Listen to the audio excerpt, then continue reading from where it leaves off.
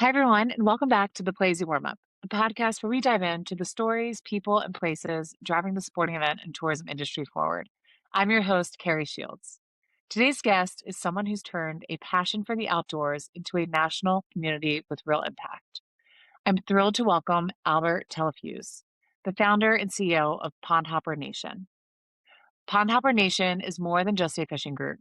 It's a movement built around lowering barriers, building community, and making fishing accessible and welcoming to everyone.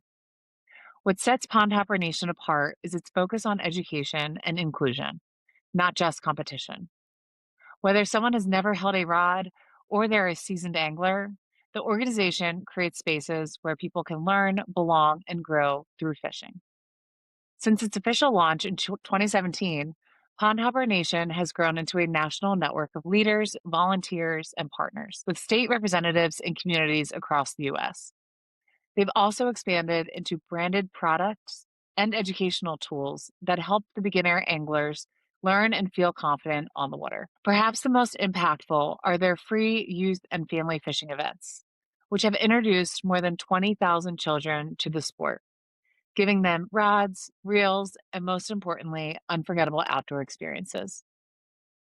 In 2022, Albert also launched Four to Forever Inc., the nonprofit arm focused on expanding this work even further with the belief that if a child can fish at age 4, they'll fish forever. In this episode, we're going to talk about how Albert built Pond Hopper Nation from the grassroots up, why fishing should be a part of the sports tourism conversation, what goes into hosting large-scale youth fishing events, and how destinations can get involved, including through their current children's fishing event RFP, which we'll link in the show notes. Whether you're a community leader, a destination marketer, an event organizer, or just someone who loves the outdoors, this episode will show you how fishing can be a powerful connector between people, places, and lifelong participation. Let's get into it. Today's episode is sponsored by the Playeasy Innovator Summit, happening June 15th through 17th, 2026 in Ann Arbor, Michigan at the Vanguard Ann Arbor. The Innovator Summit is Playeasy's annual gathering of destination leaders, event organizers, and industry partners. 3 days of hands-on innovation, real conversations, and practical ideas you can bring back to your community. This summer, the summit heads to Ann Arbor, a city that knows sports and knows how to host. Just 20 minutes from the airport, it's easy to get to and get around. With top-tier sports facilities, a walkable downtown, and 400-plus restaurants perfect for connecting outside of sessions. Between meetings, take in the energy of the University of Michigan, explore the Huron River, and be sure to stay for a private tour of the Big House on our final evening together. If you're thinking about innovation, technology, and what's next for hosting, we'd love to see you in Ann Arbor this June. Albert, welcome to the Playeasy Warmup podcast. Wow, thanks for having me. Of course, I am very excited to have this conversation. And so, to get us started, could you give us a little bit of your personal background and where did your love of fishing begin? Okay, well, my name's Albert Talafuse, and a little background about me. I was born in Texas, and I lived all over Texas, most of the major cities in East Texas, up in Texarkana, and then as I got a little older, have a little experience and lived in Las Vegas a little bit. A lot of my background's really jack of all trades, as they say. I went into a lot of different fields. I learned a lot of great hospitality. Yeah.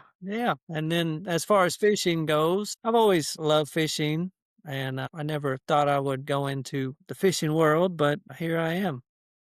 Yeah, I love it. So, what was the moment that made you realize that fishing could be more than just a hobby and actually become a community and a movement? Um, well, for about a year, almost 10 years ago, one of my buddies, well, it was 10 years ago, one of my buddies kept saying, "Hey, let's take some kids fishing." And I thought he was crazy. And, but I dug down into it, in the fishing industry. It's a 60 to $80 billion a year industry. And I did some more research, and heck, I guess there's so much that went on there that I said, well, I have some skills at bringing all fishermen together, website, social networking skills as well. And, maybe I can sort of put something together to bring all fishermen under one roof. And that's sort of sort of what happened. And as far as these children's fishing events, the following year after I started developing everything, the goal was just to have a simple event, 10, 20 kids, where we pretty much would just give them some fishing rods and take them fishing. Nothing too special, but just my way of giving back. And what happened was our first event, we had 156 kids show up. And 10 years ago at that time, not a lot of people were focusing on kids in the fishing world. But with all that being said, yeah, I just started building that and I had a unique model. And next thing you know, I'm hosting them all over the country. That's incredible. I mean, you could see why your jack of all trades came in handy when Oh, starting yeah. Pond Hopper Nation. But so you Yeah. founded Pond Hopper Nation in 2016 and officially launched in early 2017 with 35 state representatives. How did you build something national while keeping it rooted in local communities? Well, I just went with an idea I had and I started developing it and working on it, and it just sort of blossomed in 6 months.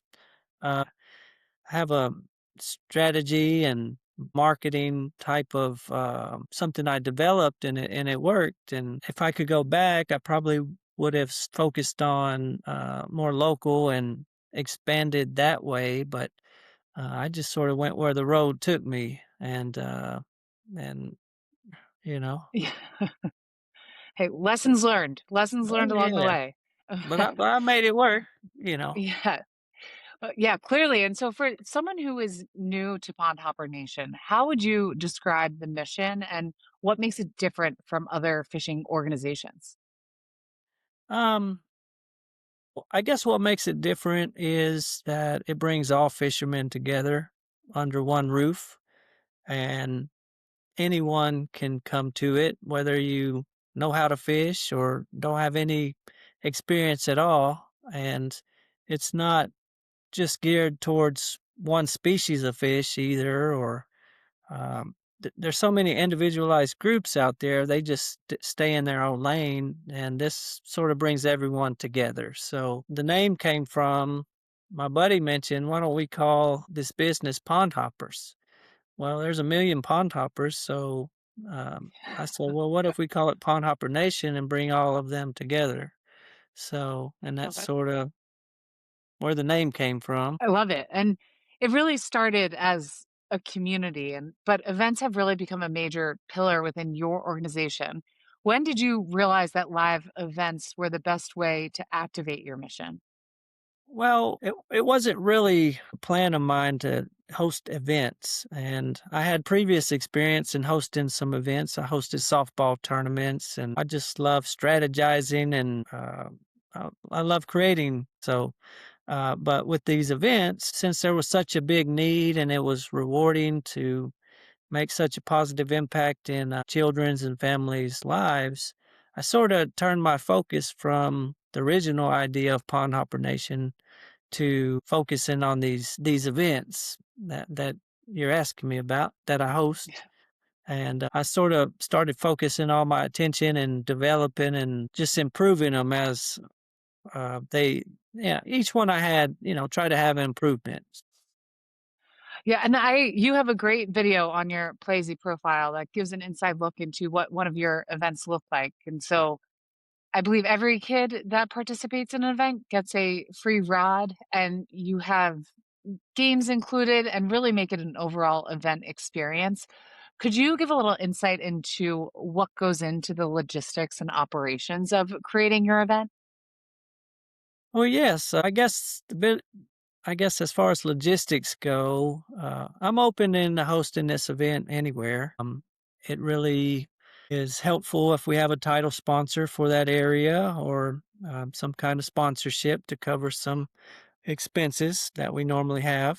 And the best venue for this event is it really needs a place where there can be, some clean bank space. You need to have a pond or a lake or a slow moving river, but just some place that kids can fish and just a clean area that, most of my events well, my events average from like 100 to 500 children that are participating at these, along with their parents, because their parents are engaged in this event. It's not just a drop your kid off type of deal. It's trying to get the whole family involved, and then those families bonding with local businesses and organizations. I use the majority of that sponsorship money to invest into that community with fishing rods that we give to all the kids that come, or just putting everything together.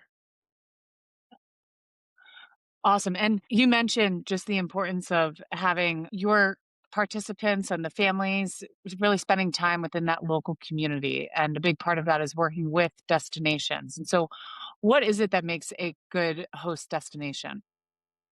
As far as a host destination, it's really whoever is reaching out to me, whether it's a tourism or sports commission or sponsor, or whoever wants an event in their community.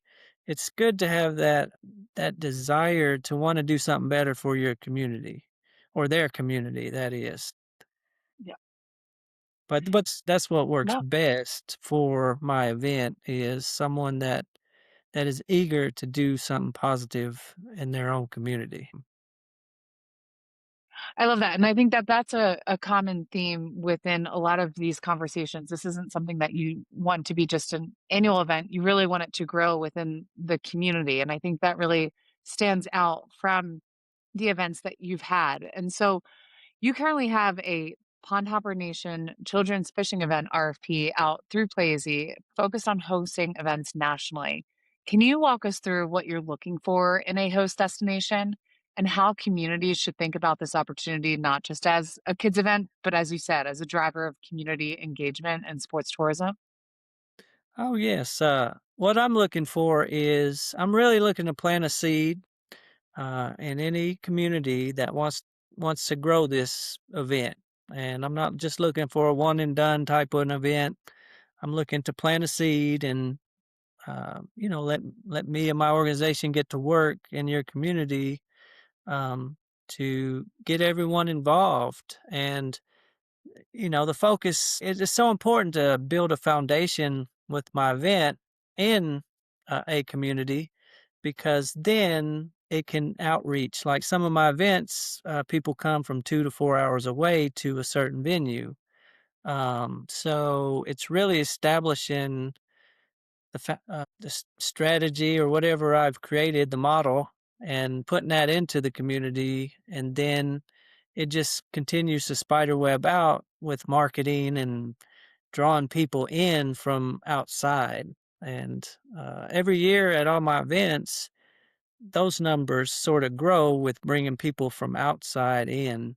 Um, Yeah. and because this is just off the top of my head, I see a lot of people interested in my event, but then there's a misconception, or they're like, "Oh, well, this is more of a parks and recreation event. This is just a local community event. It really can't help our city," which it's actually, the model is actually structured as more of a marketing and business to, even though it does a positive thing, it really drives economic, revenue, or it gives a little boom there for that community.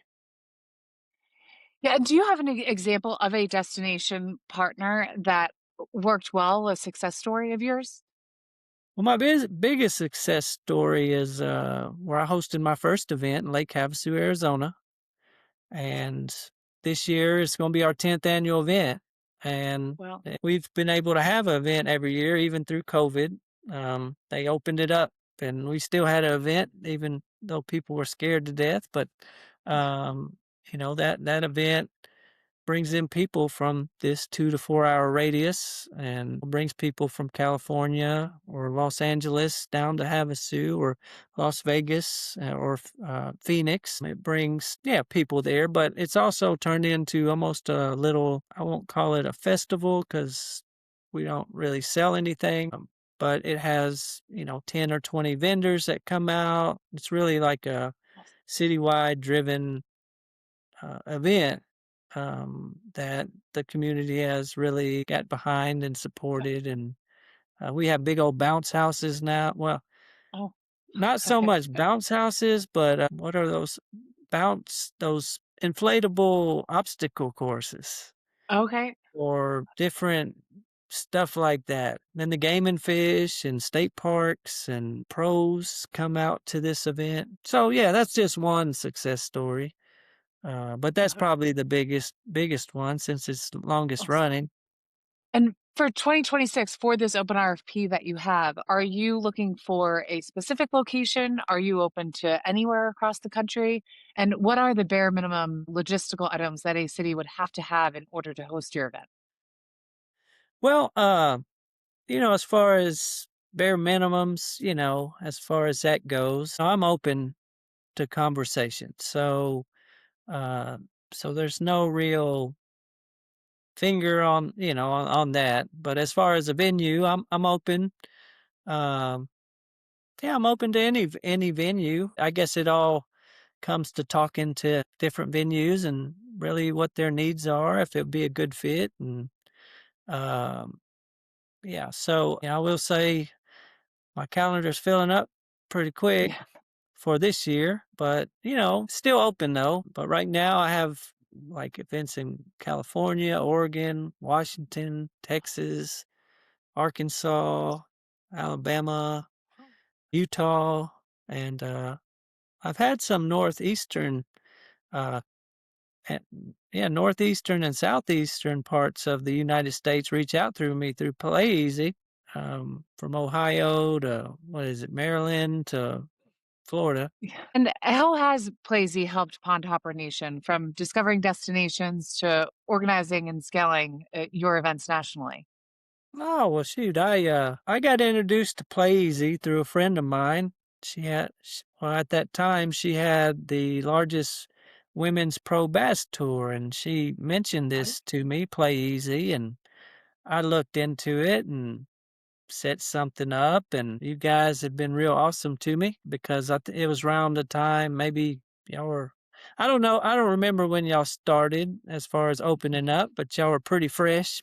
yeah. And I remember y'all did an article on my little organization, and y'all have had great customer service too, and y'all have been awesome to me. And the first year that I used it, I got a few venues that signed on, and we had a good time doing our events. I guess, yeah, I had a couple events that sparked through Play Easy, and then Yeah. uh, I think it's a great thing that you have, especially for someone like me. Um, yeah, it's just a great door opener. Well, we love to hear it, and my team will be happy to hear that you think the customer service is as good as you say it Oh is. yeah. And so, um, one of my favorite things about your organization is that you've introduced more than 20,000 kids to fishing. Why do you believe early exposure to outdoor sports can lead to lifelong participation? Well, this is just off of my experience, but then hosting these events, I don't know if you have a fishing story. Maybe you remember the first time you went fishing or who you went with. Uh, and I'll share mine. Like for me, the first time I remember going fishing was when I was about 3 or 4 years old. I don't remember Wow. what fishing rod. I remember my grandmother, me, and her neighbors went down to Oyster Creek in Sugarland, and I remember that story, and I was 3 or 4 years old. And then I guess something that I use now is like in my teenage years, me and my mom and dad used to go fishing a lot at a family farm. And I just remember that being a really fun, exciting time and just love fishing. And Yeah. that same feeling that I got is what I try to put into these events. I try to create these memories. Well, I just put it out there. It's up to them to create the memory, but these families connecting with their kids outdoors and at a young age, whether it's their first time fishing or first experience, they got a great chance of remembering like that, in a positive Yeah. way. So at a lot of my events, I've talked to people all ages up to 80, almost 90 years old, and they can remember their first fishing experiences. So, Yeah. having my event in a community anywhere around the country, that's another benefit for that community is those people, they'll have a lifelong story that remembers where they went, and Yeah. um, yeah, all these events that I host.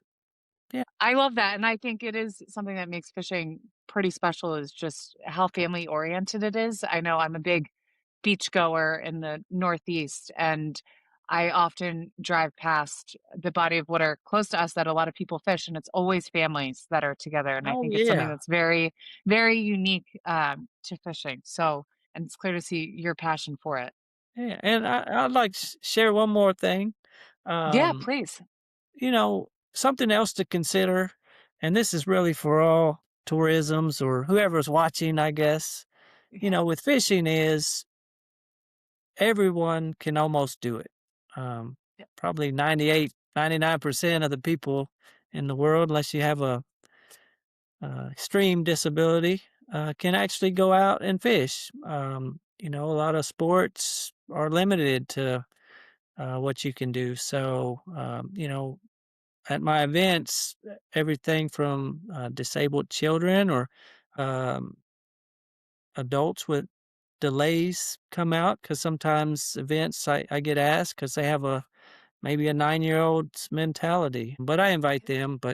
Uh, but then orphans or foster children uh, or just anyone pretty much can come out and come fishing. I tend to yeah. focus on 4 to 17 as an age range, but I open it to everyone who may want to come out. So, Uh, uh, but anyways, with that being said, the main point was, yeah, you're not limiting yourself on just who's going to come to your city or yeah.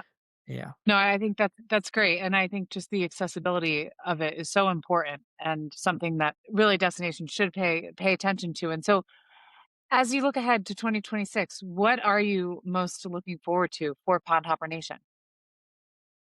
Surviving it. Nah. Yeah. I say that because right now I just made a partnership with the second largest pro fishing tour on the West Coast. Oh, wow. So I'll have a lot of stuff there, and then I have about 10 other events, all over the place, and um, you know. But I'm looking to some of these new partnerships or um, yeah, just trying to have a successful year. And I will say this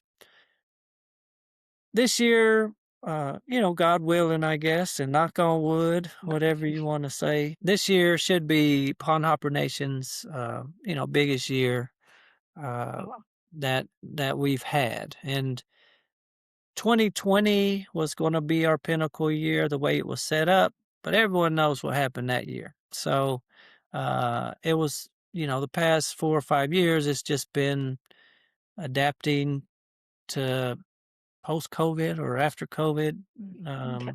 because it's been up and down and, it's growth, but it's taken almost that long to get back from where we were. So that's what I'm looking forward to see what happens, you know.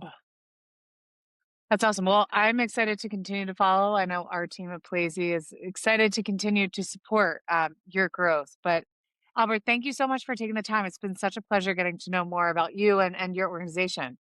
Oh yes, well thank you for having me, Yeah, and it's very nice to meet you, and I of wish you course. the best success in 26 and the future. Awesome. Thank you, Albert. Thanks, everyone. Until next time. All Bye. right.